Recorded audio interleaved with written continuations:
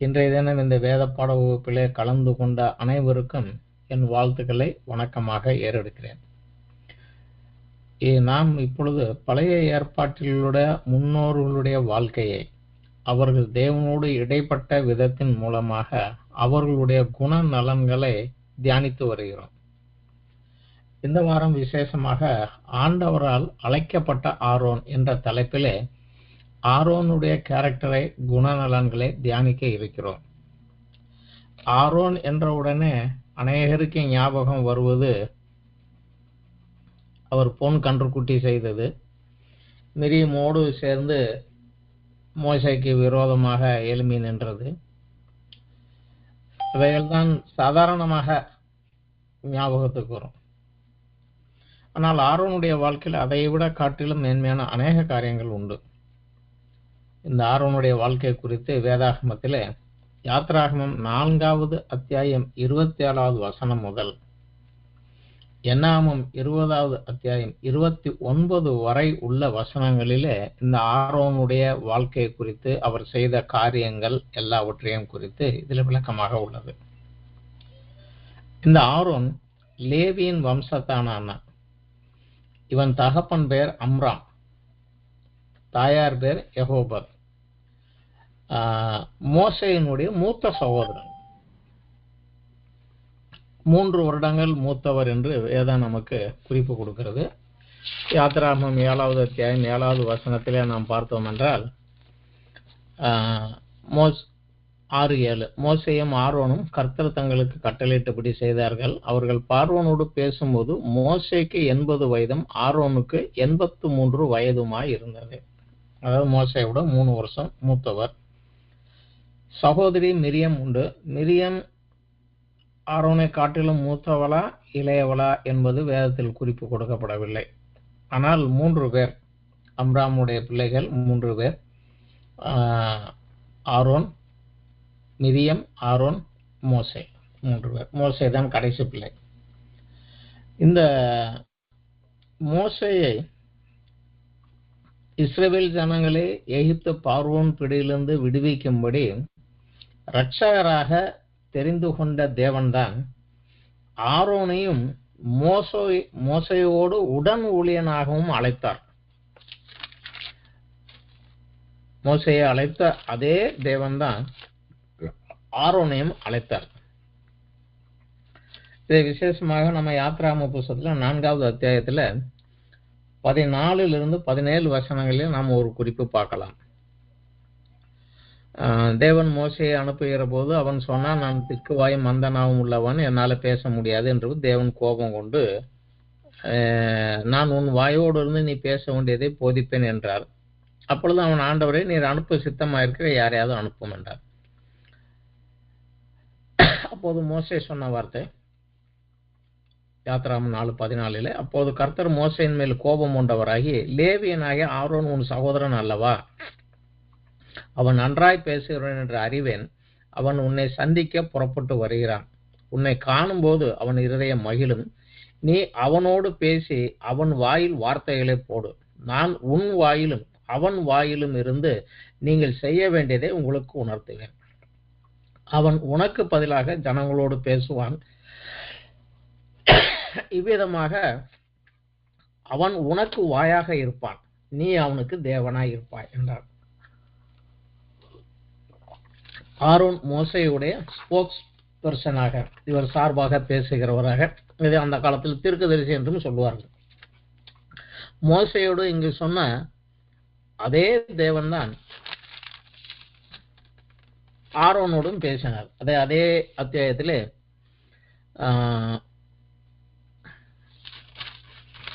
27 வசனத்துல நம்ம பார்க்கலாம். கர்த்தர் ஆரோனை நோக்கி மோசையோடு அங்கே பேசின அதே நேரத்தில் தான் இங்கே கர்த்தர் ஆரோனை நோக்கி, நீ வனாந்தரத்தில் மோசேக்கு எதிர்கொண்டு போ என்றார். அவன் போய் தேவ பர்வதத்திலே அவனை சந்தித்து, அதாவது மோசேயை சந்தித்து அவனை முத்தம் செய்தான். அப்பொழுது மோசே தன்னை அனுப்பின கர்த்தருடைய சகல வார்த்தைகளையும் அவர் தனக்கு கட்டளையிட்ட சகல கட்டளைகளையும் ஆரோனுக்கு தெரிவித்தான். அதற்கப்புறம் தான் ஆரோனும் மோசையும் போய் இந்த சகல வார்த்தைகளும் மூப்பர்களுக்கு முன்பதாக தேவன் என்ன சொன்னார், என்ன செய்தார் என்பதையெல்லாம் அறிவித்தார். தேவனோடு உடன் ஊழியனாக மோசேயின் ஸ்போக்ஸ் பர்சனாக வாயாக தேவனால் அழைக்கப்பட்ட ஆரோன் தன் வாழ்வின் கடைசி வரை மோசேயின் சார்பிலே பார்வோனோடும் பின் இஸ்ரவேல் ஜனங்களோடும் பேசுகின்ற நபராக செயல்பட்டார். இடையிலே தேவனுக்கும் இஸ்ரவேல் ஜனங்களுக்கும் மத்தியில் நிற்கும் நபராக முதலாவது ஆசாரியனாக உயர்த்தப்பட்டார். அவருடைய காரியத்தை சிறப்பாக செய்தனால் ஆண்டவர் அடுத்த ஸ்டேஜுக்கு அவரை கொண்டு சென்றார்.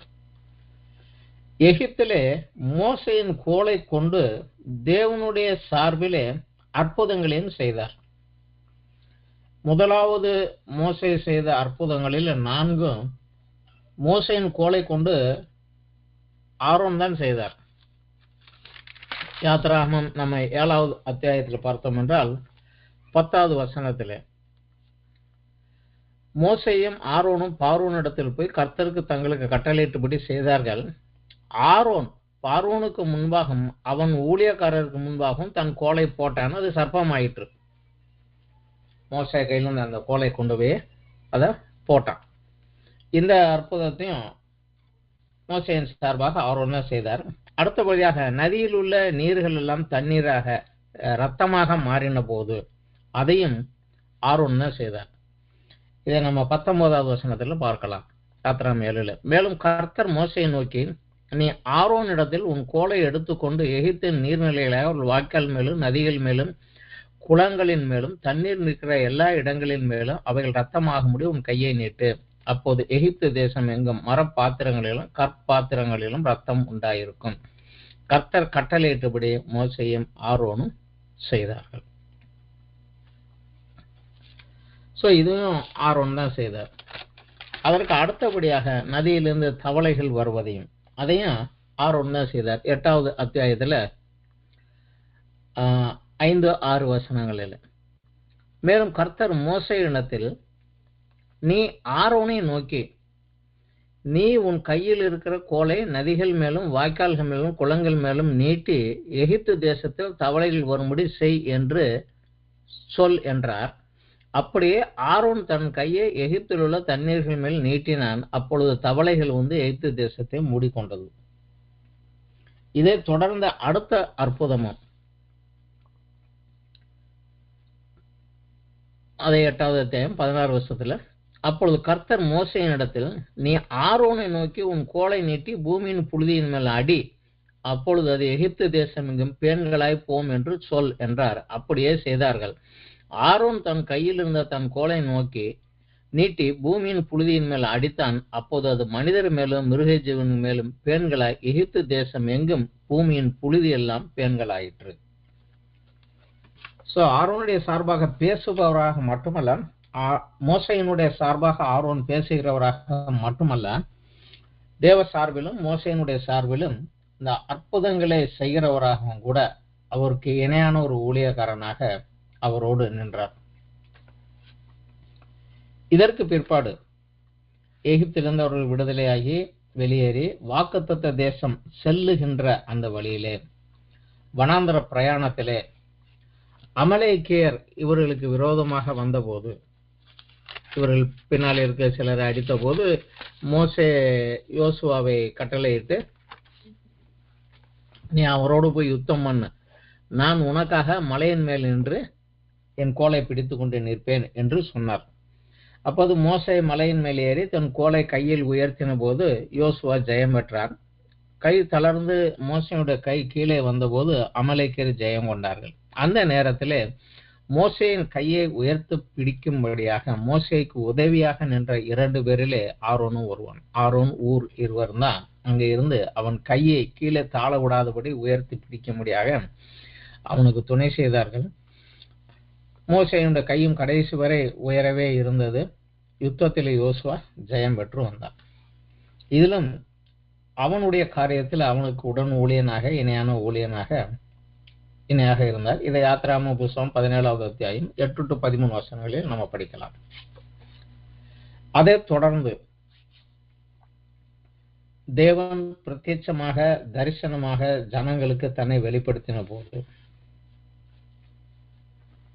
நான் மலையின் மேல் சீனாய் மலையின் மேல் இறங்கி வருவேன், ஜனங்களை பரிசுத்தப்படுத்து, அவர்கள் என்னை குறித்த பயம் உண்டாயிருக்கும்படியாக நான் மலையின் மேல் இறங்கி வருவேன், ஜனங்களை பரிசுத்தப்படுத்து, அவர்கள் மலையண்டை வர வேண்டாம் என்று சொல். என்றால் நான் இறங்கினால் அந்த இடம் பரிசுத்தமாகிவிட்டது, பரிசுத்த குலைச்சலான எவனும் அங்கே வந்து அதை தொடக்கூடாது, அவர்களை எட்டி நிற்க சொல், ஒரு எல்லையை குறி என்றெல்லாம் கட்டளையிட்டிருந்தார். அவர்கள் சொன்னபடி அவர்கள் அந்த காரியத்தெல்லாம் செய்து விட்டார்கள். மோசே ஜனங்களோடு கிளம்ப சொல்லுகிறான். ஜனங்கள் போய் நிற்கிறார்கள். தேவன் மேலே இறங்குகிறார். யாத்திராகமம் 19வது அத்தியாயத்தில் 18 நம்ம படிக்கலாம். கர்த்தர் சீனாய் மலையின் மேல் அக்கினியில் இறங்கினபடியால் அது முழுவதும் புகைக்காடாய் இருந்தது. அந்த புகை சூளையின் புகையைப் போல எழும்பிற்று. மலை முழுவதும் மிகவும் அதிர்ந்தது. எக்கால சத்தம் வர வர மிக பலமாய் தொளித்தது. மோசே பேசினான். தேவன் அவனுக்கு வாக்கினால் மறுமொழி கொடுத்தார். கர்த்தர் சீனாய் மலையிலுள்ள கொடிமுடியில் இறங்கின போது கர்த்தர் மோசேயை மலையின் முடியலை வரவழைத்தார். மோசே ஏறி போனான். அப்போது கர்த்தர் மோசேயை நோக்கி, ஜனங்கள் பார்க்கிறதுக்கு எல்லையை கடந்து கர்த்தரிடத்தில் வராதபடிக்கும் அவர்கள் அநேகர் அழிந்து போகாதபடிக்கும் நீ இறங்கி போய் அவர்களை உறுதியாக எச்சரிக்கை. கர்த்தருடைய சமூகத்தில் வருகிற ஆசாரியர்கள் கர்த்தர் தங்களுக்குள்ளே சங்காரம் பண்ணாதபடி தங்களை பரிசுத்தப்படுத்திக் கொள்ள வேண்டும் என்றார். அப்போது மோசே கர்த்தரை நோக்கி, மலையை சுற்றிலும் எல்லையை குறித்து அதை பரிசுத்தப்படுத்துங்கள் என்று தேவரீர் எங்களுக்கு உறுதியாக எச்சரித்து இருக்கிறீர். ஆகையால் ஜனங்கள் சீனாய் மலையின் மேல் ஏறி வர மாட்டார்கள் என்றார். கர்த்தர் மோசேயை நோக்கி, நீ இறங்கி போ, நீயும் ஆரோனும் கூடி ஏறி வாருங்கள். ஆசாரியர்களும் ஜனங்களும் கர்த்தர் தங்களுக்குள்ளே சங்காரம் பண்ணாதபடிக்கு எல்லையை கடந்து கர்த்தரிடத்தில் வராதிருக்க கடவர்கள் என்றார். அப்படியே மோசே இறங்கி ஜனங்களிடத்தில் போய் அதை அவர்களுக்கு சொன்னார். ஸோ முதலாக தேவன் அந்த 10 கட்டளைகளையும் அதை தொடர்ந்த உடன்படிக்கையின் வார்த்தைகளையும் கொடுக்கின்ற போது மோசையோடு ஆரோனும் அங்கே இருந்தான். ஸோ மோசைக்கு இணையாக ஒரு செகண்டரி லீடராக கிடையாது, ஒரு இணையான லீடராகத்தான் ஆண்டவர் அவனை அழைத்திருந்தார், மேலே சென்று இருந்தார். திரும்பவும் ஆண்டவர் அவர்களுக்கு செய்ய வேண்டிய கட்டளைகள், இந்த 10 கற்பனைகளை கொடுத்து விட்டு மற்ற அவர்களுக்கு அறிவிக்க வேண்டிய காரியங்களை எல்லாம் சொல்லி முடித்த பிற்பாடு திரும்பவும் கர்த்தர் அவர்களை மலை மேலே வரும்படியாக 2ஆம் முறை, அதாவது இந்த உடன்படிக்கையை எல்லாம் சொன்னார், அந்த 10 கட்டளைகள், அதோடு அவர்கள் செய்ய வேண்டிய சரத்துக்களை எல்லாம் சொன்னார். இது 23வது அத்தியாயம், யாத்திராகமம் 23வது அத்தியாயம் வரைக்கும் ஒரு இவைகளை எல்லாவற்றையும் மோசே இவைகளை எழுதி இந்த வார்த்தைகளை ஜனங்களுக்கு அறிவித்து ஜனங்கள் அதன்படி செய்வோம் என்று சொன்ன பிற்பாடு கர்த்தருக்கு சமாதான பலிகளை செலுத்தி அந்த இரத்தத்தை பாத்திரத்தில் வார்த்து பலிபீடத்திலும் உடன்படிக்கை புஸ்தகத்திலும் தெளித்து ஜனங்கள் மேலையும் தெளித்து ஆண்டவரோடு நீங்கள் பண்ணின உடன்படிக்கை இது என்று சொல்லுகிறான். இது 2வதாக.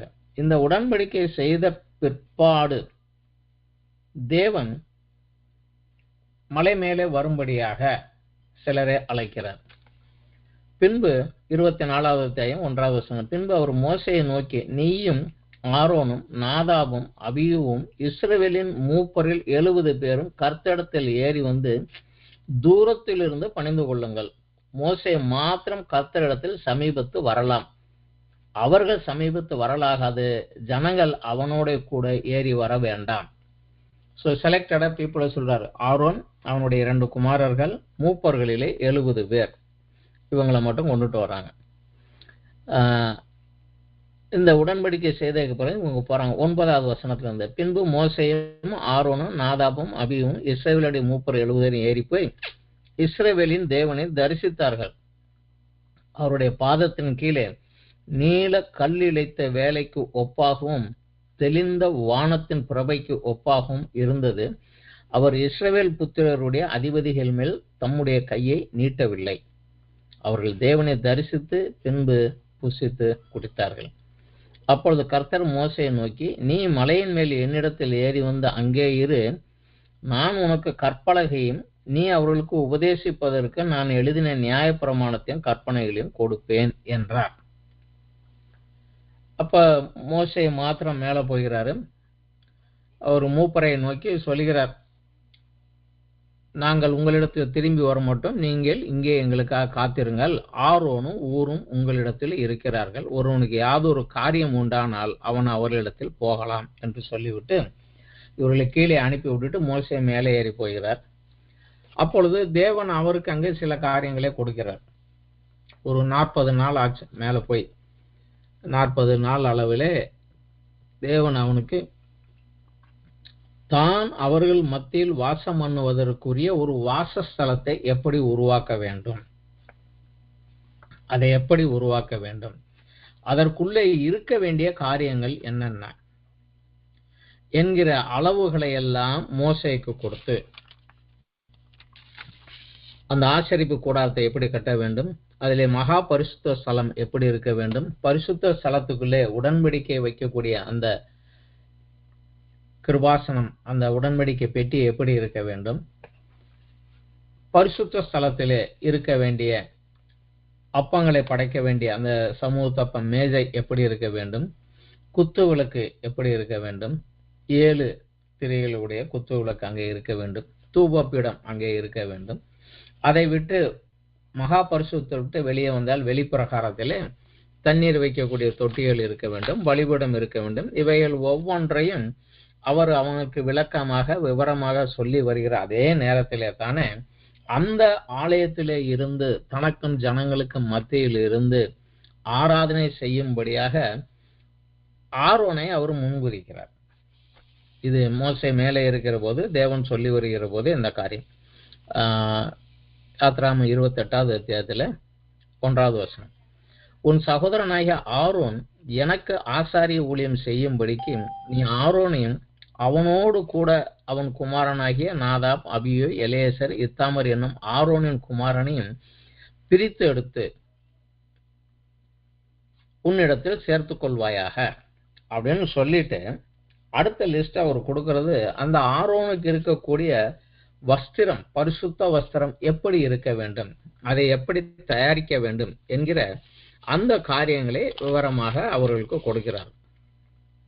கொடுத்து விட்டு அவர்களை எப்படி பரிசுத்தப்படுத்த வேண்டும், அவர்கள் பலி செலுத்துகின்ற முறைகள் என்னென்ன, இவைகள் எல்லாம் அவர்களுக்கு விவரமாக அங்கே கொடுத்து கொண்டே இருக்கிறார். பாவ நிவாரண பலியை ஜனங்களின் பாவத்திற்காக அதை நிவர்த்தி செய்வதற்காக ஜனங்கள் சார்பிலே பாவ நிவாரண பலியை செலுத்துவதற்கு ஆரோன் வர வேண்டும். அவன் அதை எப்படி செய்ய வேண்டும் என்கிற காரியங்கள் எல்லாம் அந்த விளக்கங்களாக அங்கே அவரு கொடுத்து கொண்டே இருக்கிறார். இந்த காரியங்கள் மலை மேலே நடந்து கொண்டிருக்கிற அந்த நேரத்தில் தானே கீழே இங்கே ஆரோன் ஒரு தவறை செய்து விடுகிறார். மலை மேலே அவனை தேவன் ஆசாரியனாக தெரிவிந்து கொண்டு அவன் செய்ய வேண்டிய காரியங்களை சொல்லிக் கொண்டிருக்கிற அதே நேரத்தில் தானே கீழே இங்கே ஆரோன் ஜனங்களின் வற்புறுத்துதலினாலே அவர்கள் கேட்டுக்கொண்டபடி ஒரு பொன் கன்றுக்குட்டியை செய்து இதுதான் உங்களை எகிப்திலிருந்து அழைத்து வந்த தேவன் என்று சொல்லி கர்த்தருக்கு பண்டிகை என்று ஆரம்பித்து கொண்டு வருகிறார். ஒரு தெரியாமல் செய்தது என்று சொல்ல முடியாது. ஏனென்றால் அதற்கு முன்னதாகவே தேவன் 10 கட்டளைகள் கொடுக்கிற போது ஆரோனும் அங்கே இருந்தான். செய்வோம் என்று தேவனோடு உடன்படிக்கையும் செய்திருந்தார்கள். ஆனால் இங்கே ஆரோன் அந்த தவறு செய்தது காரணம் ஜனங்கள் மோசே மலையிலிருந்து இறங்கி வருவதை தாமதிக்கிறதை கண்டபோது ஒரு பிரஷர் கொடுக்குறாங்க. 32வது அத்தியாயத்துல 1வது வசனத்திலிருந்து பார்க்கலாம். மோசே மலையிலிருந்து இறங்கி வர தாமதிக்கிறதை ஜனங்கள் கண்டபோது அவர்கள் ஆரோனிடத்தில் கூட்டம் கூடி அவனை நோக்கி, எகிப்து தேசத்திலிருந்து எங்களை அழைத்து கொண்டு வந்த அந்த மோசேக்கு என்ன சம்பவித்ததோ அறியோம். ஆதலால் நீர் எழுந்து எங்களுக்கு முன் செல்லும் தெய்வங்களை எங்களுக்கு உண்டு பண்ணும் என்றார்கள். ஸோ மலை மேல அக்கினி காடு புகையாக இருக்கிறது. மோசே மேல போயிட்டாரு. கிட்டத்தட்ட ஒரு மாதத்துக்கு மேலாக 40 நாட்களுக்கு மேலாகவே ஆகிவிட்டது. திரும்பி அவர் இன்னும் வரல. என்ன ஆச்சுன்னு தெரியல. ஒருவேளை அந்த அக்கினி காட்டுக்குள்ள அவர் எரிந்து மரித்து போயிருப்பாரோ எங்களுடைய சந்தேகத்துல. அந்த கடவுள் உடன்படிக்கை பண்ணினார். ஆனால் என்னாச்சுன்னு தெரியல. ஆனா அந்த கடவுளுக்கும் நமக்கும் நடுவிலே நின்ற மோசே அவன் மரித்து போனதுனால இன்னைக்கு நம்ம சார்புல நீ நின்று நீ நமக்குரிய ஒரு கடவுளை உருவாக்கு என்று ஜனங்கள் ஒரு பிரஷர் கொடுக்கறதுனால அவனுக்கு தெரிந்த அறிவின்படி, எகிப்திய ஞானத்தின் அறிவின்படியாக ஒரு கன்றுக்குட்டியை செய்துவிட்டு தேவ கோபத்துக்குள்ளாகி விடுகிறார். ஆனால் மோசே இறங்கி வந்தபோது, அதை கண்டபோது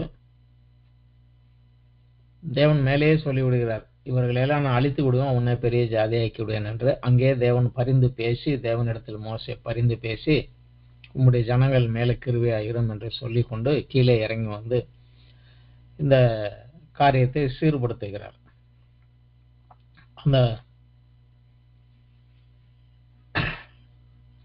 கன்றுக்குட்டியை அடித்து நொறுக்கி பவுடராக்கி தூவி தண்ணியில் தூவி அவங்களை குடிக்க கொடுத்து விட்டுட்டு, நீங்கள் தேவனுடைய கற்பனைக்கு தகுதி இல்லாமல் போய்விட்டீர்கள். இந்த உடன்படிக்கையை அதற்குள் நீங்கள் மீறி விட்டதுனால தேவன் எழுதி கொடுத்த அந்த உடன்படிக்கைக்கு நீங்கள் தகுதியற்றவர்களாக போய்விட்டு அதை உடைத்து போட்டு விட்டு கோபம் கொண்டு பரிசுத்த குலைச்சலாக இருந்த ஜனங்களை நிர்மூலம் பண்ண முடியாத கேட்கிறார். என் பட்சத்தில் இருக்கிறவன் யார் என்று கேட்கிற போது லேவி வம்சத்தார் எல்லாரும் எழுந்து வந்து நிற்கிறார். அப்போது சொல்லுகிறான், ஜனக்கூட்டத்திற்குள் பரிசுத்த குலைச்சலாக என்றால் பண்டிகை கொண்டாடி, இந்த விக்கிரக வணக்க பண்டிகைகளை போல கொண்டாடி ஆட்டம் பாட்டம் களியாட்டமாகி போய் அது காம பண்டிகை போய் நிர்வாணமாகி கிடந்தார்கள். அவர்கள் எல்லாம் அழித்து போடு என்று சொன்னபோது லேவி வம்சத்தார் இறங்கி பட்டயத்தை எடுத்துக்கொண்டு வெட்டினார்கள். சுமார் 3000 பேர் அன்று மரித்து போனார்கள். அப்பொழுது ஆரோனை நோக்கி மோசே கேட்கிறார். 21வது வசனம், 32வது அத்தியாயம் 21 பின்பு மோசே ஆரோன் நோக்கி, நீ இந்த ஜனங்கள் மேல் இந்த பெரும் பாதகத்தை சுமத்துகிறதுக்கு இவர்கள் உனக்கு என்ன செய்தார்கள் என்றான். அதற்கு ஆரோன், என் ஆண்டவனுக்கு கோபம் மூளாதிருப்பதாக, இது பொல்லாத ஜனம் என்று நீர் அறிந்திருக்கிறீர். இவர்கள் என்னை நோக்கி எங்களுக்கு முன் தெய்வங்களை எங்களுக்கு உண்டு பண்ணும் என்று எகிப்திலிருந்து தேசத்தில் எங்களை அழைத்து கொண்டு வந்த மோசேக்கு என்ன சம்பவித்ததோ அறியோம் என்றார்கள். அதனால நான் அவங்க கேட்டபடி செஞ்சு கொடுத்தேன். ஸோ பீப்புளுடைய ப்ரெஷரை மீறி தனித்து இப்படித்தான் என்று சொல்ல முடியாமல் அவங்களுடைய அழுத்தத்திற்கு இணங்கி போகக்கூடிய சுபாவம் உடையவனாக இருந்தனால இந்த ஒரு காரியத்தை செய்தான். பின்னர் தேவனிடத்திலே மோசே பரிந்து பேசி ஜனங்களுக்கும் மோசேக்கும் ஒரு மன்னிப்பை பெற்றுக் கொடுக்கிறார். தேவன் தான் ஜனங்களுக்கு இறங்கி அவர்களை மன்னித்த பின்னரும், அதாவது நம்ம பார்க்கறது ஒரே தடவையில மோசே சொன்னவுடன் மன்னித்து விட்டார் என்று. ஆனா இதுல யாத்ராமும் 32 21 to 14 30 35 33வது அத்தியாயத்துல 12 17 34வது அத்தியாயத்துல 5-9 வசனங்கள் இவைகளை படித்து பார்த்தால் அந்த தேவனுடைய கோபத்தை படிப்படியாக தேவன் பரிந்து பேசி, மோசே தேவ சமூகத்தில் பரிந்து பேசி, ஜனங்களுக்கு பரிந்து பேசி 4 முறை அவர் பரிந்து பேசி, அவர் தேவன் தன் கோபத்திலிருந்து ஒரு ஸ்டெப் இறங்குகிறார், இவர் பரிந்து பேசி அடுத்த ஸ்டெப் இறங்குகிறார், 3வதாக பரிந்து பேசி அப்படியே ஒவ்வொரு ஸ்டெப்பாக இறங்கி வந்து பழைய நிலைமைக்கு தேவனை கொண்டு வருகிறார். இதற்கு அவர் 4 முறை மோசே தேவ சமூகத்திலே ஜனங்களுக்காக பரிந்து பேசி அந்த பூரணமான மன்னிப்பை பெற்று வாங்கி கொடுக்கிறார். தேவன் தன் ஜனங்களுக்கு இறங்கி மன்னித்த பின்னரும் ஆரோனையும் அவன் குமாரனையும் தன் ஆசாரியனாகத்தான் நியமித்தார். அவன் தவறு எதனால் செய்தான் என்பதை தேவன் அறிந்திருந்தனால அவனை தள்ளிவிடவில்லை. அவனை வைத்துக்கொண்டு அவனை ஆசாரியனாக நியமித்தார். ஜனங்கள் சார்பிலே தேவ சமூகத்திலே அவர்களுக்காக பரிந்து பேசவும், அனுதினமும் பரிந்து பேசவும், அவர்களுடைய பலிகளை செலுத்தும்படியாகவும். என்றால் பரிசுத்த ஸ்தலத்துக்குள்ளாக பரிசுத்தம் இல்லாமல் ஒருவனும் வர முடியாது. பாவம் செய்தவர்களுடைய பாவ நிவாரண பலி, குற்ற நிவாரண பலி, போஜன பலி, தகன பலி, சமாதான பலி, இவைகளை எல்லாம் ஜனங்கள் சார்பாக செலுத்தும்படியாக தேவன் அவரை நியமித்தார். அது மாத்திரமல்ல, ஜனங்களுக்கு தேவனுடைய நியமத்தை போதிக்கும்படியாகவும். விசேஷமா லேவியராகமம் 10வது அத்தியாயத்துல 10-11 வசனங்கள். பரிசுத்தம் உள்ளதற்கும் பரிசுத்தம் இல்லாததற்கும், தீட்டு உள்ளதற்கும் தீட்டு இல்லாததற்கும் வித்தியாசம் பண்ணும்படிக்கும் கர்த்தர் மோசேயை கொண்டு இஸ்ரவேல் புத்திரருக்கு சொன்ன சகல பிரமாணங்களையும் அவர்களுக்கு போதிக்கும்படி இது உங்கள் தலைமுறை தோறும் நித்திய கட்டளையாய் இருக்கும் என்று தேவன் ஆரோனுக்கும் அவன் குமாரருக்கும் கட்டளை கொடுக்கிறார். அவர்கள் இந்த காரியத்தை, இதுதான் உங்க டியூட்டி, இதை நீங்க செய்யுங்க அப்படிங்கிற. சோ தேவனுடைய நியமத்தை ஜனங்களுக்கு போதிக்க முடியும். எது பரிசுத்தம், எது பரிசுத்தம் இல்லை, எது சுத்தம், எது அசுத்தம் என்கிற காரியங்களை போதிக்க முடியாது. லேவியராகமம் 3 காரியங்களில் சொல்லும். அசுத்தத்திலிருந்து சுத்தத்தை பிரிக்கும், சுத்தத்திலிருந்து பரிசுத்தத்தை விலக்கி காண்பிக்கும். இன்று நம்மை தேவன் அழைத்தது அசுத்தத்திலிருந்து சுத்தமாக முடியும், சுத்தத்திலிருந்து இன்று கிறிஸ்துவனுடைய பிரமாணத்துக்கு கீழ்ப்படிந்து நம்மளை பரிசுத்தமாக முடியாக அழைத்திருக்கிறார். இந்த பரிசுத்தத்தை நோக்கி நம்ம கடந்து செல்லும். இந்த 3 காரியங்களும் லேவியராகமம் முழுவதுமாக விவரமாக சொல்லும். இந்த 3 காரியங்களும் ஜனங்களுக்கு போதிக்கும்படியாக அவன் நியமிக்கப்பட்டான். அது மாத்திரமல்ல, வருடத்தில் ஒரு நாள் விசேஷமாக முழு இஸ்ரவேல் ஜனங்களுடைய பாவத்திற்காக பாவ பிராயச்சித்தம் செய்ய முடியாக மகா பரிசுத்த ஸ்தலத்துக்குள் பிரவேசித்து தேவ சமூகத்திலிருந்து பாவ மன்னிப்பை பெற்றுக் கொடுக்க முடியாக வருடத்தில் ஒரு முறை மட்டும்தான் மகா பரிசுத்த ஸ்தலத்துக்குள் அவன் பிரவேசிக்க முடியும்.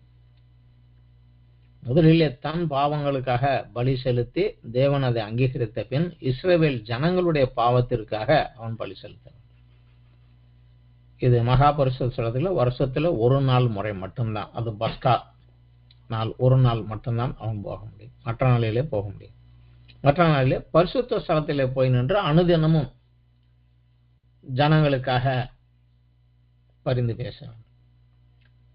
அது மாத்திரமல்ல, தேவனுடைய நாமத்தினாலே ஜனங்களை ஆசீர்வதிக்கும்படியாகவும் அவன் நியமிக்கப்பட்டான்.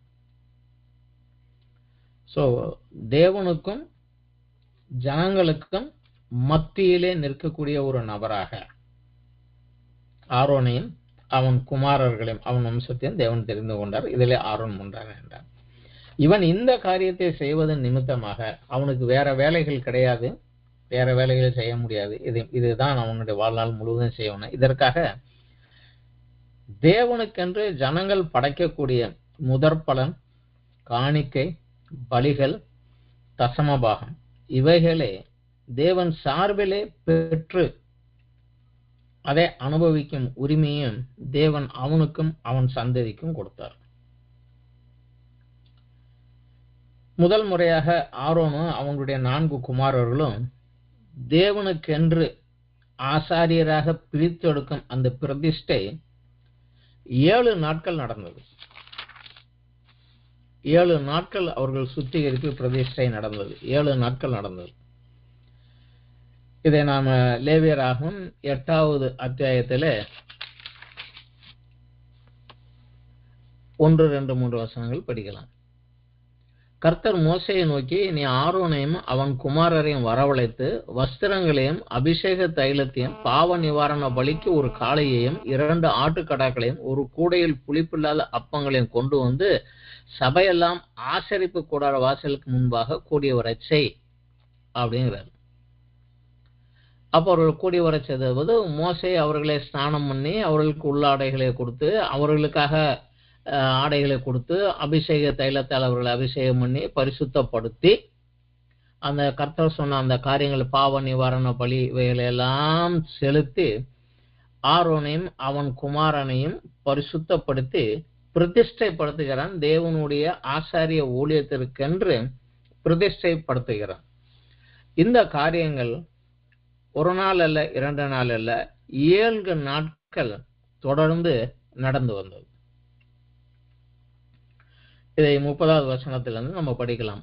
லேவியராகமம் 8. மோசே அபிஷேக தைலத்திலும் பலிபீடத்தின் மேலும் ரத்தத்திலும் கொஞ்சம் எடுத்து ஆரோன் மூலம் வஸ்திரங்கள் மேலும் குமாரர் மேலும் அவர்கள் வஸ்திரங்கள் மேலும் தெளித்து ஆரோனையும் அவன் வஸ்திரங்களையும் அவன் குமாரரையும் அவன் குமாரன் வஸ்திரங்களையும் பரிசுத்தப்படுத்தினான். பின்பு மோசே ஆரோனையும் அவன் குமாரரை நோக்கி, நீங்கள் அந்த மாம்சத்தை ஆசரிப்பு கூடார வாசலில் வெவித்து ஆரோனும் அவன் குமாரனும் அதை புசிப்பீர்களாக என்று கட்டளையிட்டிருக்கிறபடியே அங்கே அதையும் உங்கள் பிரதிஷ்டை பலிகளுள்ள கூடையில் இருக்கிற அப்பத்தையும் புசித்து மாம்சத்தையும் அப்பத்தில் மீதியாய் இருக்கிறது அக்கினியில் சுட்டரித்து பிரதிஷ்டையின் நாட்கள் நிறைவேறும் வரைக்கும் 7 நாள் ஆசரிப்பு கூடார வாசலை விட்டு புறப்படாது இருங்கள். 7 நாள் அளவும் நீங்கள் பிரதிஷ்டை செய்யப்படுவீர்கள் என்றார். 7 நாள் நடந்தது அவருடைய பிரதிஷ்டை, அவருக்கும் அவருடைய குமாரன் 4 பேருக்கும். இது முடிந்த உடனடி 7 நாள் முடிந்ததுன்னு 8வது நாளிலே முதலாக ஆசாரியனுடைய பொறுப்பை எடுத்துக்கொண்டு மோசே சொன்னபடியாக ஆரோன் இஸ்ரவேல் புத்திரருக்காக பாவ நிவாரண பலியும் தகன பலியும் சமாதான பலியும் செலுத்தி தேவனுடைய ஆலயத்தில் முதல் ஆராதனை நடத்துகிறார். அப்படி அவர் செய்யும் போது கர்த்தர் ஒரு வாக்கு கொடுக்கிறார். 9வது அத்தியாயம் 1வது வசனம். 8ஆம் நாளிலே மோசே ஆரோனையும் அவன் குமாரரையும் இஸ்ரவேலின் மூப்பரை அழைத்து ஆரோனை நோக்கி, நீ பாவ நிவாரண பலியாக ஒரு பழுதற்ற ஒரு கன்றுக்குட்டியும் சர்வாங்க தகன பலியாக பழுதற்ற ஒரு ஆட்டுக்கடாவையும் தெரிந்து கொண்டு கர்த்தருடைய சந்நிதியில் பலியிட கடவாய். மேலும் இஸ்ரவேல் புத்திரரை நோக்கி, கர்த்தருடைய சந்நிதியில் பலியிடும்படிக்கு நீங்கள் பாவ நிவாரண பலியாக பழுதற்ற ஒரு வெள்ளாட்டு கடாவையும் சர்வாங்க தகன பலியாக ஒரு வயதான பழுதற்ற கன்றுக்குட்டியும் ஒரு ஆட்டுக்குட்டியும் சமாதான பலிக்காக ஒரு காளையும் ஒரு ஆட்டுக்கடாவையும் எண்ணெயில் பிசைந்த போஜன பலியும் கொண்டு வாருங்கள். இன்று கர்த்தர் உங்களுக்கு தரிசனமாவார் என்று சொல் என்று சொன்னார். இது ஆரோனுடைய முதல் ஆராதனை. தேவ சமூகத்திலே பரிசுத்த ஸ்தலத்துக்குள்ளே போய் ஜனங்களுக்காக பரிந்து பேசி செய்யக்கூடிய முதல் ஆராதனை. இந்த ஆராதனை அவன் செய்த போது, இந்த ஆராதனை செய்து முடித்த பின்பு பரிசுத்த ஸ்தலத்தில் போய் ஆராதனை முடித்து விட்டு கீழே இறங்கி வருகிறார். அதே இதுல 22வது வசனத்தில் படிக்கலாம். லேவியராகமம் 9:22. பின்பு ஆரோன் ஜனங்களுக்கு நேராக தன் கைகளை உயர்த்தி அவர்களை ஆசீர்வதித்து தன் பாவ நிவாரண பலியும் சர்வாங்க தகன பலியும் சமாதான பலிகளையும் செலுத்தின இடத்திலிருந்து இறங்கினான். பின்பு மோசேயும் ஆரோனும் ஆசரிப்பு கூடாரத்துக்குள் பிரவேசித்து வெளியே வந்து ஜனங்களை ஆசீர்வதித்தார்கள். அப்போது கர்த்தருடைய மகிமை சகல ஜனங்களுக்கும் காணப்பட்டது. அன்றியும் கர்த்தருடைய சந்நிதியில் இருந்து அக்கினி புறப்பட்டு, அதாவது மகா பரிசுத்த ஸ்தலத்திலிருந்து அக்கினி புறப்பட்டு பலிபீடத்தின் மேலிருந்த சர்வாங்க தகன பலியையும் கொழுப்பையும் எரித்து விட்டது. ஜனங்கள் எல்லாரும் அதை கண்டபோது ஆரவரித்து முகங்குப்புற விழுந்தார்கள். இவனுடைய ஃபர்ஸ்ட் ஆராதனையை தேவன் தன்னுடைய பிரசன்னத்தினாலே, மகிமையின் பிரசன்னத்தினாலே இறங்கி வந்து அதை அங்கீகரித்தார். அவனுடைய ஆராதனைகள் சரியாக இருந்தது. ஆனா அதை தொடர்ந்து நடந்ததுதான் கொஞ்சம் வருத்தமான ஒரு காரியம். அந்த முதல் ஆராதனை முடிந்த பிற்பாடு அவன் குமாரர்கள் தேவ சமூகத்தில் ஆராதனை செய்ய எழும்பி நின்ற போது ஆரோனுடைய மூத்த குமாரர்கள் 2 அவர்கள் செய்த தவறினாலே தேவனால் தண்டிக்கப்பட்டு அங்கேயே அக்கினியினால் எரிந்து மரித்து போனார்கள்.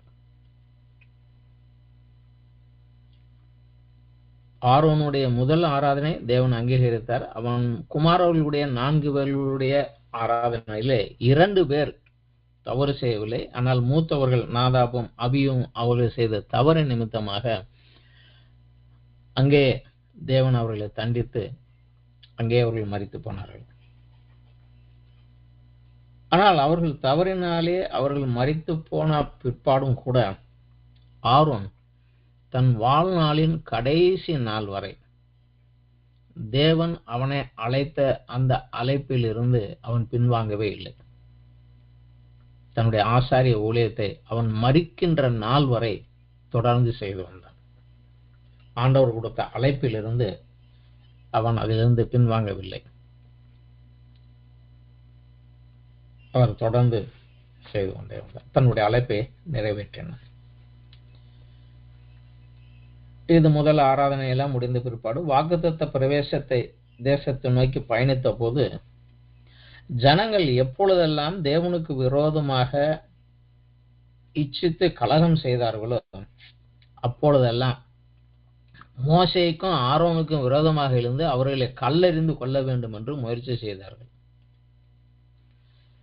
வேதத்தில் என்னாம புஸ்தகத்திலே சுமார் 10 முறை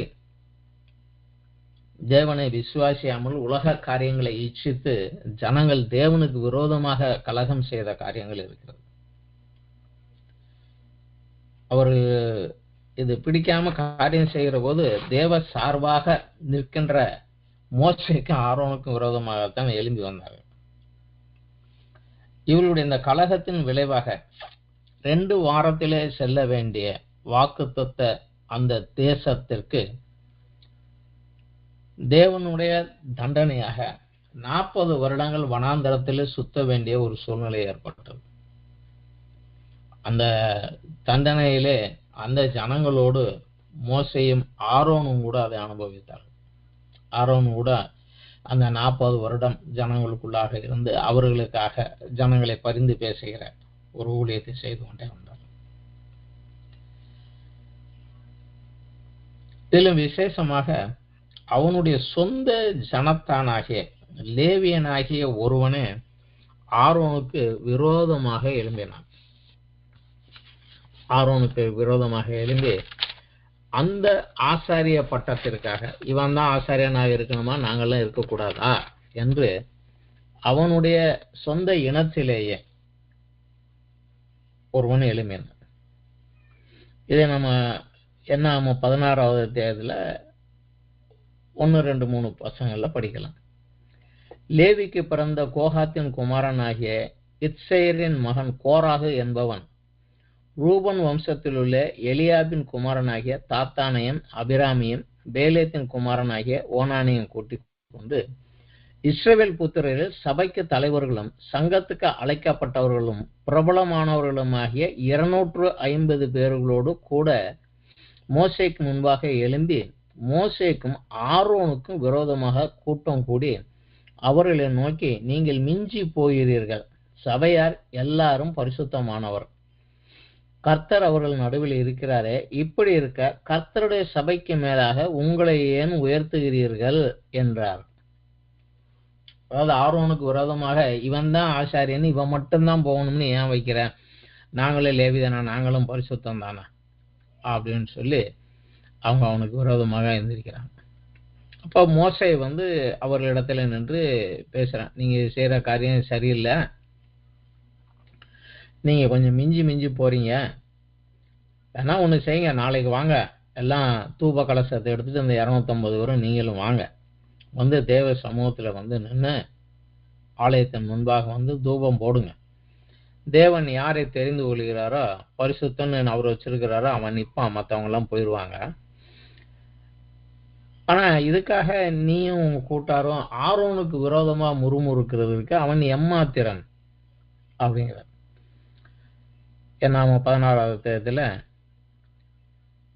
8வது வசனத்தில், பின்பு மோசே கோராகை நோக்கி, லேவியின் புத்திரரை கேளுங்கள், கர்த்தருடைய வாசஸ்தலத்தின் பணிவிடைகளை செய்யவும் சபையாரின் முன் நின்று அவர்கள் செய்ய வேண்டிய வேலைகளை செய்யவும் உங்களை தம்மண்டையில் சேர பண்ணும்படி இஸ்ரவேலின் தேவன் இஸ்ரவேல் சபையாரிடத்திலிருந்து உங்களை பிரித்து எடுத்தோம். அவர் உன்னையும் உன்னோடு கூட லேவியின் புத்திரராகிய உன்னுடைய எல்லா சகோதரரையும் சேர பண்ணி இருந்தும் உங்களுக்கு அற்பமான காரியமா? இப்பொழுது ஆசாரிய பட்டயத்தையும் தேடுகிறீர்களே. இதற்காக நீயும் உன் கூட்டத்தார் அனைவரும் கர்த்தருக்கு விரோதமாக கூட்டம் கூட்டினீர்கள். ஆரோனுக்கு விரோதமாக நீங்கள் முறுமுறுக்கிறதுக்கு அவன் ஏமாத்திரான் அப்படின்னு சொல்ல. அவங்க அதை கேட்கிற மாதிரி இல்லை. இது முத்தி போற போது தேவனே அங்க நியாயம் தீர்க்க வருகிறார். அவர் சொல்லுகிறார், இந்த சபையை விட்டு பிரிஞ்சு போங்கப்பா, ஒரு நிமிஷத்துல நான் அவங்கள காலி பண்ணி போடுவேன் அப்படிங்கிறாரு. அப்போது மோசே ஆரோனும் முகங்குப்புற விழுந்து, தேவனே, மாம்சமான யாவருடைய ஆவிகளுக்கும் தேவனே, ஒரு மனிதன் பாவம் செய்திருக்க சபையார் எல்லார் மேலும் கடுங்கோபம் கொள்வீரோ என்றார். அப்போது கர்த்தர் சொல்றாரு, அந்த கோராக தாத்தான் அபிராம் இவன் வாசஸ்தலத்தை விட்டு விலகி போன எல்லாத்தையும் சொல்லு அப்படிங்கிறாரு. அவன் மேல கோபம் வந்துருக்குங்கிறாரு. மோசே சொல்லுகிறான், முதல் முறையாக பூமி பிளந்து கோராக தாத்தான் அபிராம் இந்த 3 பேரும் அப்படியே பாதாளத்துக்குள்ள இறங்கி அழிந்து போனார்கள். அது மாத்திரமல்ல, தூபங்காட்ட எழுந்து நின்ற பிரபலமான அந்த 250 பேர் மூப்பர்கள் 250 பேர் பரிசுத்த ஸ்தலத்திலிருந்து அக்கினி புறப்பட்டு வந்து அவர்களையும் பட்சித்து போட்டது. இந்த 3 பேர் குடும்பமாக கொண்டு போனாங்க. ஆனா இந்த 250 பேர் அங்கே சுட்டு எரிக்கப்பட்டாங்க. இதன் விளைவாக மறுநாளிலே இவங்களெல்லாம் முடிச்சோன்னா மறுநாளிலே திரும்பவும் ஜனங்கள் எல்லாரும் மோசேக்கும் ஆரோனுக்கும் விரோதமாக கிளம்பி வராங்க. நீ தேவனுடைய ஜனங்களை எல்லாம் கொன்னுட்ட, நீ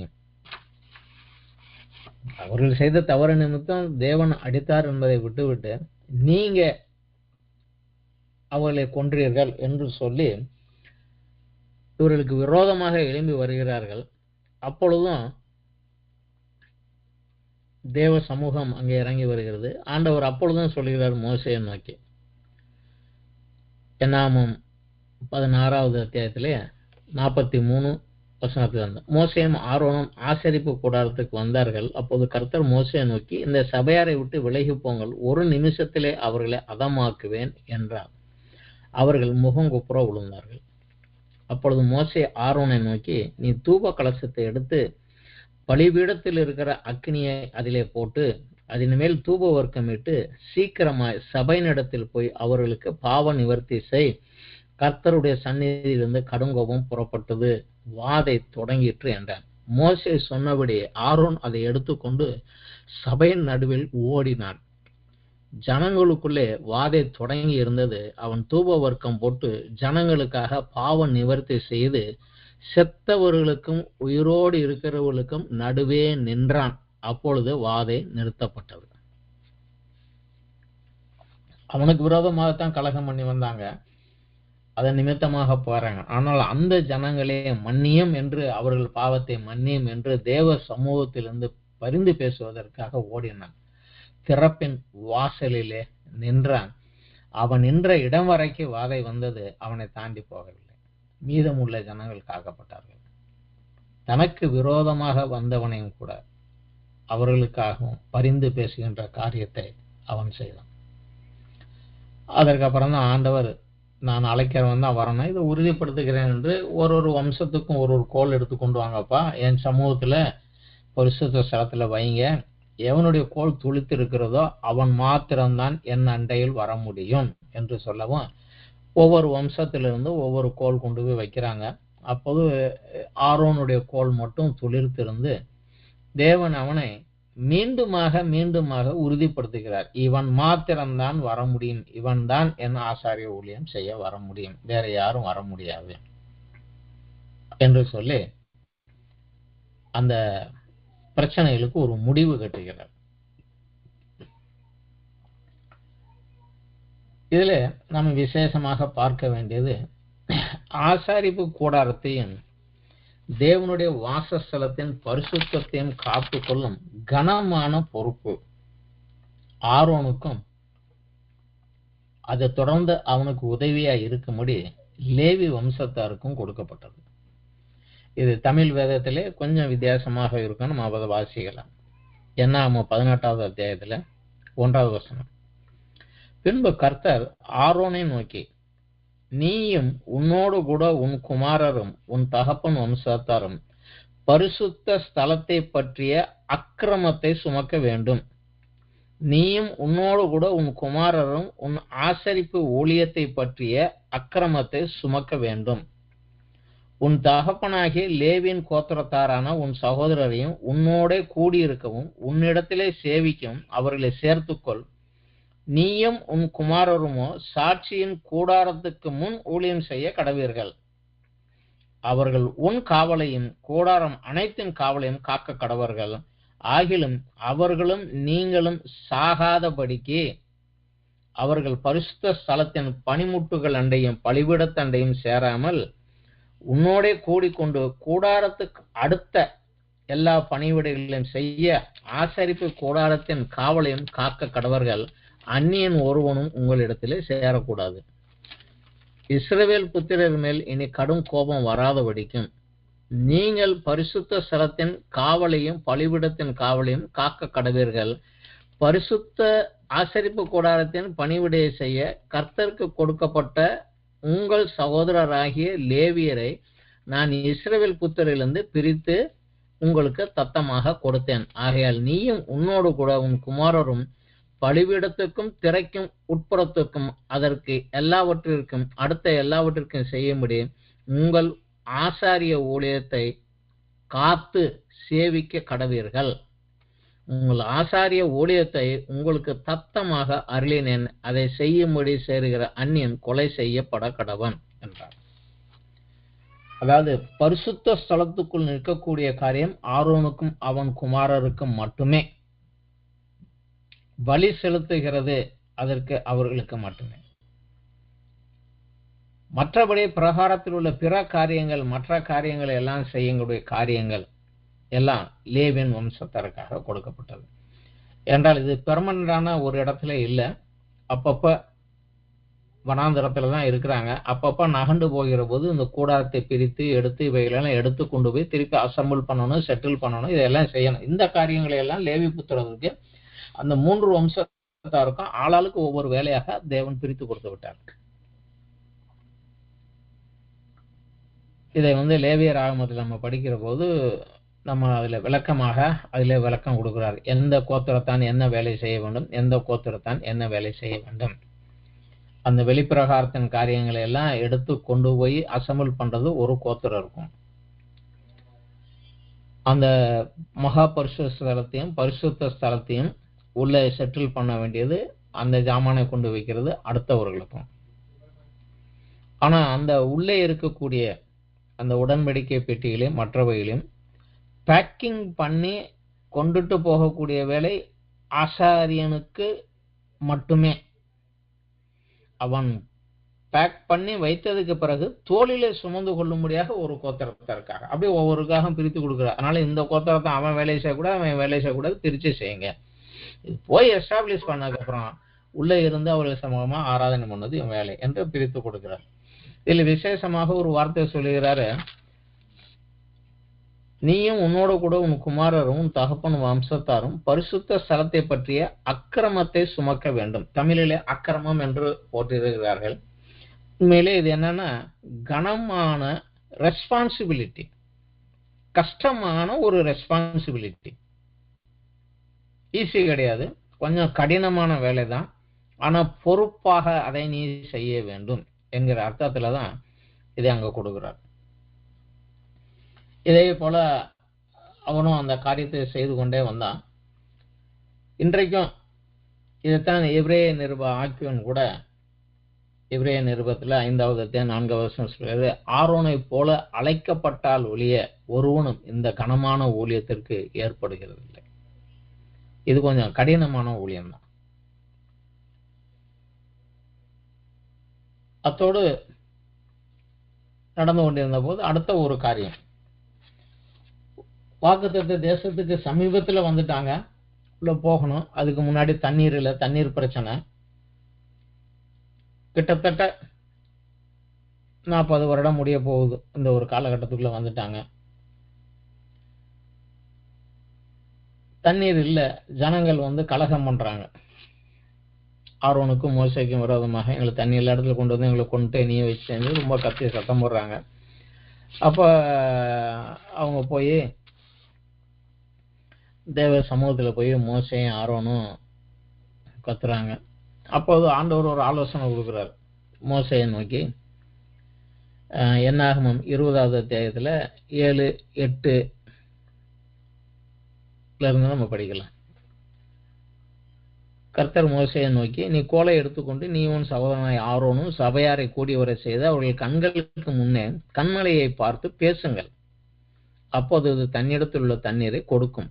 அப்படி நீ அவர்களுக்கு கண்மலையிலிருந்து தண்ணீர் புறப்பட பண்ணி சபையாருக்கும் அவர்கள் மிருகங்களுக்கும் குடிக்க கொடுப்பாய் என்றார். அப்பொழுது மோசே தனக்கு கர்த்தர் கட்டளையிட்டபடி கர்த்தருடைய சந்நிதியிலிருந்து கோலை எடுத்தான். மோசேயும் ஆரோனும் சபையாரை கண்மலைக்கு முன்பாக கூடி வர செய்தார்கள். அப்போது மோசே அவர்கள் நோக்கி, கலகக்காரரே கேளுங்கள், உங்களுக்கு இந்த கண்மலையிலிருந்து நாங்கள் தண்ணீர் புறப்பட பண்ணுவோமோ என்று சொல்லி தன் கையை ஓங்கி கண்மலையை தன் கோலினால் 2 தரம் அடித்தான். உடனே தண்ணீர் ஏராளமா புறப்பட்டது. சபையார் குடித்தார்கள், அவர்கள் மிருகங்களும் குடித்தது.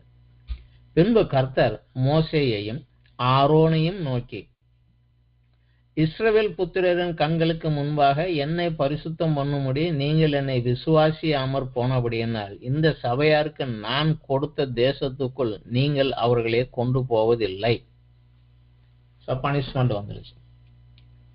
ஜனங்களுடைய நெருக்கத்தின் விளைவுனால கொஞ்சம் டென்ஷன் ஆகி ரொம்ப முத்தி போனதுனால தேவன் கொடுத்த அந்த வார்த்தையை சரியாக புரிந்து கொள்ளாமல் தங்களுடைய கோபத்தினாலும் முன் அனுபவத்தினாலும், ஏன்னா ஏற்கனவே இவர்கள் பிரயாணம் ஆரம்பிக்கிற போது ஒரு இடத்துல தண்ணீர் இல்லை என்று சொல்லுகிற போது தேவன் மோசேயின் கையில கோலை கொடுத்து இந்த கற்பாறையை நோக்கி கண்மலையை நோக்கி அடி, அதுக்குள்ளே இருந்து தண்ணீர் வரும் என்றார். அதே போல கோலை கொண்டு அடித்தான், உள்ளே இருந்து தண்ணீர் வந்தது. இது பழைய அனுபவம். இங்க அவர் சொன்னாரு, நீ போய் பேசு, அது தண்ணி கொடுக்கும்னாரு. தன்னுடைய முன் அனுபவத்தை சார்ந்து காரியம் செய்தார்கள். அது மாத்திரமல்ல, கோபத்தின் விளைவாக என்ன பேசுகிறோம் என்று தெரியாமல் தவறாக பேசினார்கள். அதனால தான் ஆண்டவருங்க சொல்றாரு, நீ என்னை பரிசுத்தம் பண்ணல, என்னை விசுவாசிக்கல, அதனால போக மாட்டா என்று அவர்கள் இருவர் மேலும் தண்டனை வந்தது. மோசே ஆரோன் மேலேயுமே தண்டனை வந்தது. அதோடு மாத்திரமல்ல, அதே அத்தியாயத்திலேயே இவர்கள் வாக்குத்தத்த தேசத்தின் சமீபத்தில் வந்து விட்டார்கள், இனி ஆரோனுடைய வேலை முடிந்து விட்டது என்று ஆரோனுடைய குமாரன் எலியேசருக்கு அந்த ஆசாரிய பட்டத்தை கொடுத்து விட்டு ஆரோன் அங்கேயே மரித்து போவான் என்று தேவன் சொல்லுகிறார். இதை என்னாகமம் 20வது அத்தியாயத்தில் 23வது வசனத்தை பார்க்கலாம். ஏதோம் தேசத்தின் எல்லைக்கு அருகான ஓர் என்ற மலையிலே கர்த்தர் மோசேயும் ஆரோனை நோக்கி, ஆரோன் தன் ஜனத்தாரோட சேர்க்கப்படுவான். மேரிபாவின் தண்ணீரை குறித்த காரியத்தில் நீங்கள் என் வாக்குக்கு கீழ்ப்படியாமற் போனபடியினால் நான் இஸ்ரவேலுக்கு புத்திரருக்கு கொடுக்கிற தேசத்தில் அவன் பிரவேசிப்பதில்லை. நீ ஆரோனையும் அவன் குமாரனாகிய எலியேசரையும் கூட்டிக் கொண்டு அவர்கள் ஓர் என்னும் மலையில ஏற பண்ணி ஆரோன் உடுத்தி இருக்கிற வஸ்திரங்களை கலற்றி அவைகளை அவன் குமாரனாகிய எலியேசருக்கு உடுத்துவாயாக. ஆரோன் அங்கே மரித்து தன் ஜனத்தாரோட சேர்க்கப்படுவான். கர்த்தர் கட்டளையிட்டபடியே செய்தார்கள். ஆரோன் அங்கே மரித்து போனான். அவனை அடக்கம் பண்ணிவிட்டு எலியேசர் அடுத்த பிரதான ஆசாரியனாக, ஆரோனுடைய அடுத்த பிரதான ஆசாரியனாக இறங்கி வந்தான். இதுல ஆரோனுடைய இந்த காரியங்களை எல்லாம் நாம் தியானிக்கிற போது முக்கியமாக தெரிந்து கொள்ளக்கூடிய காரியம் என்னவென்றால், தன்னுடைய 40 வருட ஊழிய காலத்தில் ஆரோன் மரிக்கிற போது அவருக்கு வயது 123. 83 பார்வோனுக்கு முன்பாக நின்றார்கள். 40 வருடங்கள் 123 அவர் மரித்து போனார். இந்த 40 வருட ஊழிய காலத்திலே மிக சிறந்த உடன் ஊழியராக அவர் இருந்தார். மோசேக்கு செகண்ட் ஒரு லீடராக நிற்கக்கூடிய காரியத்தில் மிக சிறந்த உடன் ஊழியராக செயல்பட்டார். ஆனால் பிரச்சனைகள் என்று வந்தபோது தனித்து நின்று தானாக தீர்மானிக்க வேண்டிய சில காரியங்களிலே அவர் தவறு செய்து விட்டார். 3 தவறுகள் செய்தார். அவங்க 40 வருட காலத்தில் அவர் செய்த தவறுகளே 3 காரியங்களில் அவர் தவறு செய்தார். முதலாவது என்னவென்றால் அந்த கன்றுக்குட்டியை செய்தது. இதற்கு காரணம் மோசே மேலே போய்விட்டார். எப்போ வருவாருன்னு சொல்லல, தெரியல, காத்து கொண்டே இருக்கிறோம். ஜனங்களுடைய பிரஷர் கூடுது. இப்ப பிரச்சனை எதுவா இருந்தாலும் ஆரோனையும் ஊரையும் கேட்டுக்கொண்டாரு. நாங்க கேட்கிறோம். அது மாத்திரமல்ல, அவங்களே ஒரு தீர்மானத்தை கொண்டு வந்தாங்க. நீயே எங்களை ஒரு கடவுளை உண்டாக்கு அப்படின்னாங்க. இல்லை என்று சொல்ல முடியாமல், ஜனங்களுடைய அழுத்தத்தை மீற முடியாமல், அவர்கள் எதிர்பார்ப்புக்கு ஏற்ற ஒரு காரியத்தை செய்து கொடுத்து தவறுக்குள்ள மாட்டிக்கொண்டார். இன்றும் நிறைய ஊழியங்கள் நடக்கக்கூடிய ஒரு தவறுக்கு இதுவும் ஒரு காரணம். இரண்டாவதாக ஒரு தவறு, தன் சகோதரி மிரியமோடு சேர்ந்து மோசேக்கு விரோதமாக ஒரு இடத்துல எழுந்து நின்றார். காரணம், மிரியமுக்கு மோசேயை திருமணம் பண்ணி கொண்டு வந்து அந்த பொண்ணை பிடிக்கல.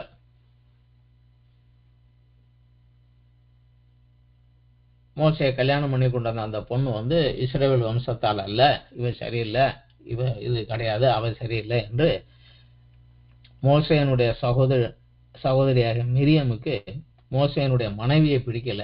அதனால அவன் எங்களுக்கு தம்பி தான், நாங்க தான் மூத்தவங்க, எங்களை கொண்டு ஆண்டவர் பேசலையோ, அவன் என்ன பெரியாள் என்று அவனுக்கு விரோதமா எழுந்தபோது மிரியத்தினுடைய பிரச்சனையில மிரியத்தோட உடன் ஆரோனும் போய் நின்று மோசேக்கு விரோதமாக பேச வேண்டிய சூழ்நிலை வந்தபோது தேவனே இறங்கி நியாயம் தீர்த்து மிரியத்துக்கு பனிஷ்மெண்ட் கொடுத்து விட்டார். ஆனா மோசேனுடைய ஜபத்தினாலும் தேவனுடைய காரியத்தினாலும் ஆரோனை குறித்த காரியத்தை தேவன் அறிந்திருந்தனால அவர் அங்க தண்டிக்கல. இரண்டாவது.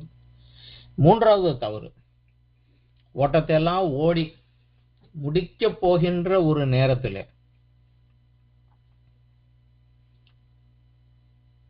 வாக்குத்த தேசத்துக்கு சமீபமா நெருங்கி வந்திருக்கிற நேரத்தில் ஜனங்களுடைய அழுத்தத்தின் நிமித்தமாக, அவர்களுடைய கலகத்தின் நிமித்தமாக மனம் வெறுத்து போனவர்களாக, மனம் பதறினவர்களாக மோசே தவறு செய்த போது மோசையோடு குடன் ஆரோனும் போய் நின்று இருந்தார்.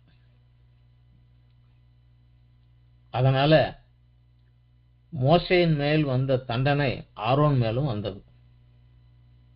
மோசைக்கு இன்னும் கொஞ்சம் டியூட்டி இருக்கு, அதை முடிச்சுட்டு நீ இங்கேயே உட்காரு, ஆரோனுக்கு உனக்கு அடுத்த ஆள் இருக்கிறார், அதனால அவர் கையில கொடுத்துட்டு நீ போண்டார். 3 தவறுகளை பார்க்கிறோம். இந்த 3 தவறுகளில் நம்ம சில பாடங்களை கத்துக்கொள்ள வேண்டும். தேவனுடைய ஊழியத்தில் இருக்கிறவர்கள் தேவன் சொல்லுவது தேவனுடைய வார்த்தையை பிரதானமாக வைக்க வேண்டும். இல்லையா, நம்ம சூழ்ந்து இருக்கக்கூடிய ஜனங்களுடைய பிரஷர்னாலேயோ அல்லது நம்மளுடைய உணர்ச்சிகள் சில நேரங்களில் உடைந்து போவதனாலே சுயத்தினாலேயோ சுபாவத்தினாலேயோ தீர்மானங்கள் எடுத்து வார்த்தைகளை விடக்கூடாது, ஜாக்கிரதையாக இருக்க வேண்டும். இன்றைக்கு கூடிய புதிய உடன்படிக்கையின் கீழ் வரக்கூடிய 5 வித ஊழியத்திலே எபேசியர் 4வது அத்தியாயத்திலே 12-13 வசனத்திலே இருக்கிறது. இன்று புதிய உடன்படிக்கையின் கீழ் சபைகளுக்கு ஆண்டவர் கொடுத்த ஊழியம் 5: அப்போஸ்தல ஊழியம், தீர்க்க தரிசன ஊழியம், சுவிசேஷகர் ஊழியம், மேய்ப்பர் ஊழியம், போதகர் ஊழியம். இதுல இந்த 5 ஊழியத்திலையும் கனமானதும் பலு நிறைந்ததும் கடினமான ஊழியம் மேய்ப்பர் ஊழியம்தான்.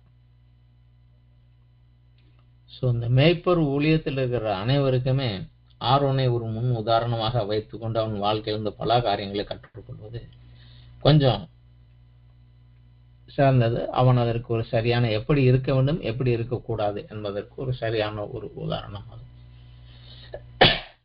கனமான ஊழியம். ஆனா அன்றைக்கு நியாய பிரமாணத்தோடு ஆரம்பித்தது ஆரோனுடைய ஊழியம், ஆசாரிய ஊழியம். ஆனால் அந்த பழைய உடன்படிக்கையை முடித்துவிட்டு புதிய உடன்படிக்கையை தேவன் செய்யும்படியாக இயேசு கிறிஸ்துவை அனுப்பின போது அந்த நியாயப்பிரமாணத்தின் முடிவாக இயேசு கிறிஸ்துவுக்கு முன்னோடியாக கிட்டத்தட்ட மோசேக்கு தீர்க்கதரிசியாக மோசேக்கு முன்னோடியாக ஆரோன் அவர் சொன்ன காரியத்தை செய்தது போல இயேசு கிறிஸ்துவுக்கு முன்னோடியாக காரியங்களை செய்யும்படியாக வந்த யோவான் ஸ்நானகன் இந்த ஆரோனுடைய வம்சத்திலே வந்தவர் தான். லூக்கா 1வது அத்தியாயத்தில் படித்தோம்னா 5வது வசனத்துல நம்ம தெளிவாக படிக்கலாம். அவன் அபியத்தார் என்கூடிய ஆசாரிய வம்சத்தை சேர்ந்தவன் அவங்க அப்பா. அவனுடைய தாயும் ஆரோனுடைய வம்சத்தை சேர்ந்தவள் தான், 2 பேரும்.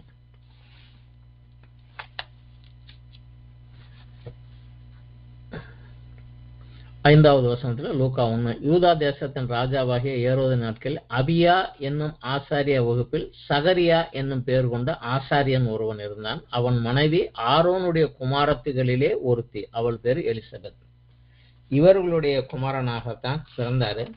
இவர் பிறந்த போது இவருடைய அப்பா சகரியா இவரை குறித்து சொன்ன ஒரு வார்த்தை, பரிசுத்த ஆவியினாலே நிரம்பி அவருக்கு சொன்ன ஒரு வார்த்தைகளில் ஒரு வார்த்தை லூக்கா 1வது அத்தியாயத்தில் 76, நீயோ பாலகனே உன்னதமானவருடைய தீர்க்கதரிசி எண்ணப்படுவாய், நீ கர்த்தருக்கு வழிகளை ஆயத்தமுன்னும் நம்முடைய தேவனுடைய உருக்கமான இரக்கத்தினாலே அவருடைய ஜனத்துக்கு பாவ மன்னிப்பாகிய ரட்சிப்பை தெரியப்படுத்தவும் அவருக்கு முன்பாக நடந்து போவாய்.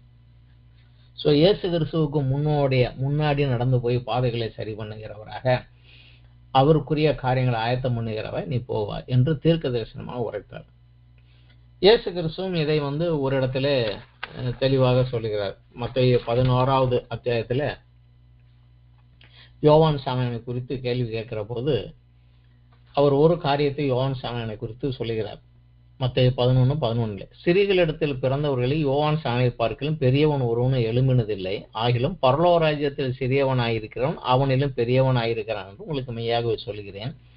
யோவான் ஸ்நானகன் காலம் முதல் இதுவரைக்கும் பரலோக ராஜ்யம் பலவந்தம் பண்ணப்படுத்துகிறது. பலவந்தம் பண்ணுகிறவர்கள் அதை பிடித்துக் கொள்கிறார்கள். நியாயப்பிரமாணம் தீர்க்கதரிசிகள் யாவரும் யோவான் வரைக்கும் தீர்க்க தரிசனம் உரைத்தது உண்டு. ஸோ அந்த நியாயப்பிரமாணத்தோடு ஆரம்பித்த ஆரோனுடைய ஆசாரிய ஊழியன், அவன் சந்ததியில் வந்த யோவான் ஸ்நானகன் காலம் வரைக்கும், அந்த நியாயப்பிரமாணத்தின் கடைசி வரைக்கும் அந்த சந்ததியினுடைய ஊழியம் தொடர்ந்து வந்தது. ஆண்டவர் சொன்ன வாக்கின்படியாக வந்து இந்த காரியத்தை செய்து முடித்தார். இயேசு கிறிஸ்து அந்த உடன்படிக்கையை உடைத்து விட்டு புதிய உடன்படிக்கையை செய்து இந்த புதிய உடன்படிக்கையின் கீழே நம்ம இருக்கிறோம். ஆனாலும் புதிய உடன்படிக்கையின் காலத்திலும் கூட, புதிய உடன்படிக்கையின் கீழ் இருக்கிற நம்மளுடைய காலத்திலும் கூட, அன்று ஆரோன் மூலமாக ஜனங்களை ஆசீர்வதிக்கும்படியாக தேவன் கூறின அந்த ஆசீர்வாதம் தான் இன்றைக்கும் சபைகளிலே எல்லாருக்கும் கூறப்படுகிறது. என்னாகமம் 6வது அத்தியாயத்துல நம்ம பார்க்கலாம். அதை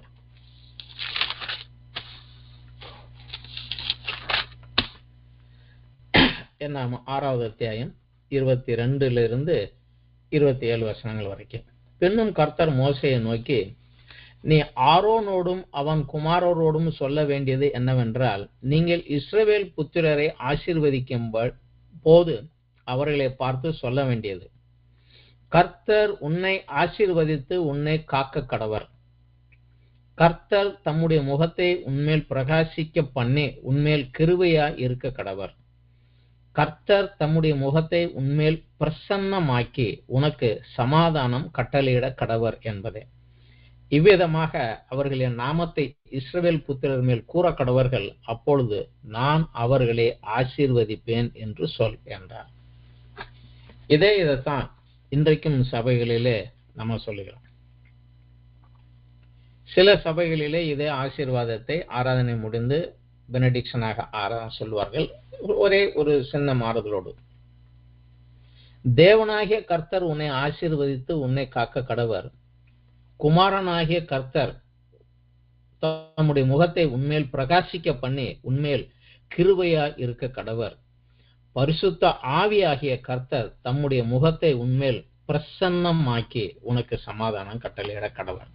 இதை இன்று நம்மளுடைய ஆலயங்களில் நம்ம சொல்லுகிறோம். கர்த்தராகிய இயேசு கிறிஸ்துவினுடைய கிருபையும் பிதாவாகிய தேவனுடைய அன்பும் பரிசுத்த ஆவியானவருடைய ஐக்கியமும் உங்களோடு இருக்க கடவுள் என்று சொல்லி இன்றும் சபையில் இதைத்தான் ஆசீர்வதிக்கிறார். உடன்படிக்கை மாறி இருக்கலாம், ஆனால் ஆசாரியன் மூலமாக வந்த அந்த ஆசீர்வாதம் தான் இன்றைக்கும் கொடுக்கப்பட்டவர்கள். இன்றும் அந்த ஆரோனுடைய ஊழியம் தொடர்ந்து உண்டுதான். ஆண்டவரால் அழைக்கப்பட்டான்.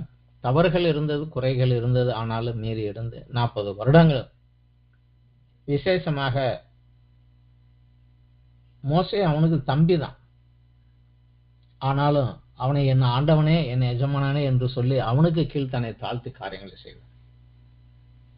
பல நேரங்களில் அவரோட உடன் இருந்த அந்த காரியங்களை ஒரு கனமான ஊழியத்தை நிறைவேற்றி கடைசியிலே செய்த ஒரு தவறினாலே பூமிக்குரிய அந்த ஆசீர்வாதத்தை இழந்து போனான். இது ஊழியத்திலே வேகமாக ஓடிக்கொண்டிருக்கிற அநேகருக்கு கடைசி நாட்கள் வரை, கடைசி வரை காத்து கொள்ளும்படியாக, எச்சரிக்கையா இருக்கும்படியாக நமக்கு ஒரு எச்சரிப்பாக வாழ்க்கை இருக்கிறது. ஆரோனுடைய வாழ்க்கையிலே தேவன் அவன் மூலமாக நமக்கு கற்றுக் கொடுத்த அந்த பாடங்களுக்காக நம் தேவனுக்கு நன்றிகளை ஏறெடுப்போம். இன்னும் ஆண்டவருடைய ஊழியத்திலே ஆண்டவருடைய வார்த்தைகளுக்கு கீழ்ப்படிந்து நம்மை தாழ்த்தி முன் செல்வதற்காக நம்மை ஒப்புக் கொடுப்போம். இதோடு இந்த வார்த்தைக்கான இந்த வேத பாட வகுப்பு முடிந்தது. நன்றி, வணக்கம்.